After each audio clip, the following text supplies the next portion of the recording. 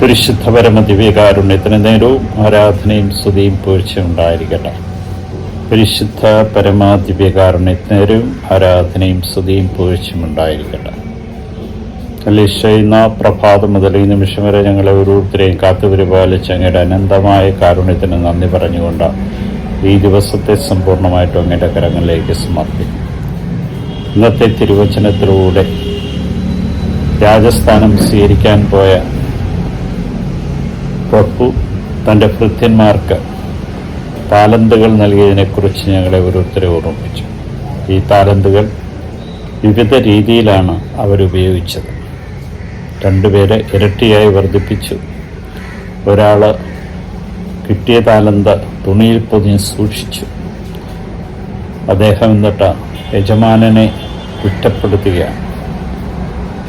യജമാനനെ കർശനക്കാരനായിട്ടും വെക്കാത്തിടത്തു നിന്ന് എടുക്കുന്നവനായിട്ടും ഒക്കെ ചിത്രീകരിച്ചുകൊണ്ട് യജമാനനെ എത്രമാത്രം അപമാനിക്കാമോ അത്രമാത്രം അപമാനിച്ചുകൊണ്ട് ആ നാണയം തിരിച്ചു കൊടുക്കും.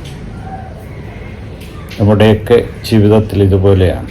ലഭിച്ച നാണയത്തെക്കുറിച്ച് അല്ലെങ്കിൽ കഴിവിനെക്കുറിച്ച് ബോധ്യമില്ലാതെ മറ്റുള്ളവർക്ക് കൊടുത്തതിനെക്കുറിച്ചുള്ള പരാതിയും ആവലാതിയും തന്നവനെ കുറ്റപ്പെടുത്തിയും ജീവിക്കുന്ന ഒരു മനോഭാവം. ഇന്ന് ഈ മനോഭാവത്തെ നമ്മളെ ഓരോരുത്തരെയും കർത്താവ് കുറ്റപ്പെടുത്തുക. ദൈവത്തിൻ്റെ കൃപയും അനുഗ്രഹവും എപ്പോഴും ലഭിക്കുവാൻ തക്കവിധം തന്ന താലന്തുകളെ ഉപയോഗിക്കുവാനും ആ താലന്തുകൾ ദൈവഹിതത്തിനിതമായി ഉപയോഗിച്ചുകൊണ്ട് സമൂഹത്തിൻ്റെ നന്മയ്ക്കായിട്ട് പ്രവർത്തിക്കുവാനും കർത്താവെ ഞങ്ങളെ അനുഗ്രഹിക്കണം. ദൂതന്മാരുടെ രാജാവായ നസ്രേക്കാൻ യേശുവെ പെട്ടെന്നുള്ള മരണപകടം ഞങ്ങളെ കാത്തുകൊള്ളണം. പ്രഭാതത്തിൽ എഴുന്നേറ്റങ്ങ് മഹത്വപ്പെടുത്തുവാൻ തക്കവിധം ആവശ്യമായ കൃപാവരം ഞങ്ങൾക്ക് നൽകി അനുഗ്രഹിക്കണം. ഈശോയെ നന്ദി, ഈശോയെ സ്തുതി, ഈശോ ആരാധന.